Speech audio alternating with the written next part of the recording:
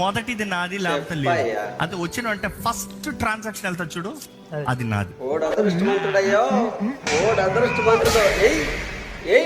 Straight forward saying నాది నాకు ఇవ్వి.